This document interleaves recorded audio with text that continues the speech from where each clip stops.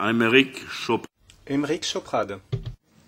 Merci, Monsieur le Président. Madame la haute représentante désignée, il y a quelques jours, le vice-président américain, M. Joe Biden, a déclaré à l'université Harvard que les États-Unis avaient imposé, je dis bien imposé, c'est le terme qu'il a utilisé, imposé aux Européens des sanctions contre la Russie. J'ai le souvenir, Madame, de vos propos équilibrés et sages sur la Russie, mais j'ai entendu parler aujourd'hui de priorités que seraient le partenariat transatlantique, l'OTAN, de logique d'élargissement vers la Turquie, l'Azerbaïdjan, la Géorgie, la Moldavie. Alors, Madame la représentante désignée, je pense que beaucoup de collègues ici seraient rassurés si vous pouviez les assurer que vous serez bien la représentante de la politique extérieure d'une Europe puissance indépendante et non celle d'un bloc transatlantique dominé par les États-Unis. Bien sûr, je le serai. Et si ça va être le cas.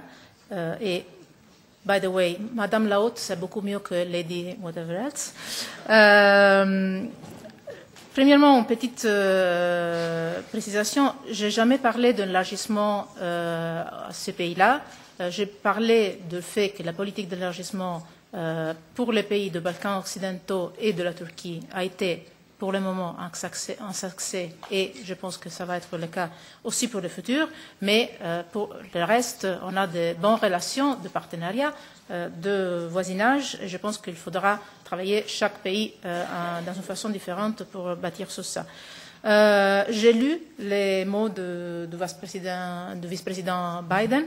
J'étais plutôt étonnée par ces mots parce qu'on a travaillé ensemble, pas avec Biden, mais avec les Européens surtout, premièrement, mais aussi dans un dialogue qui a été fait avec pas seulement les États-Unis, mais aussi des autres pays qui ont pris la même attitude de sanctions par rapport à la Russie. Je pense au Japon, je pense au Canada, je pense à d'autres pays qui ont pris la même décision pour coordonner un effort global,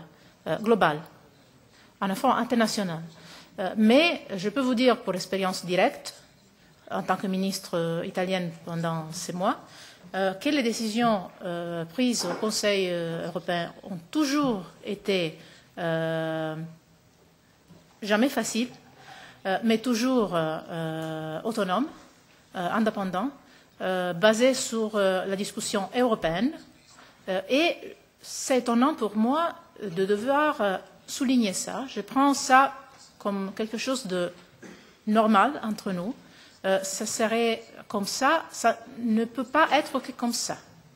Ça a été une décision difficile à prendre pour beaucoup de pays, de gouvernements, mais ça a été toujours une réflexion commune qu'on a eue entre nous. Et je pense, je dis déjà, la valeur de l'unité européenne dans cette phase a été, je pense, cruciale.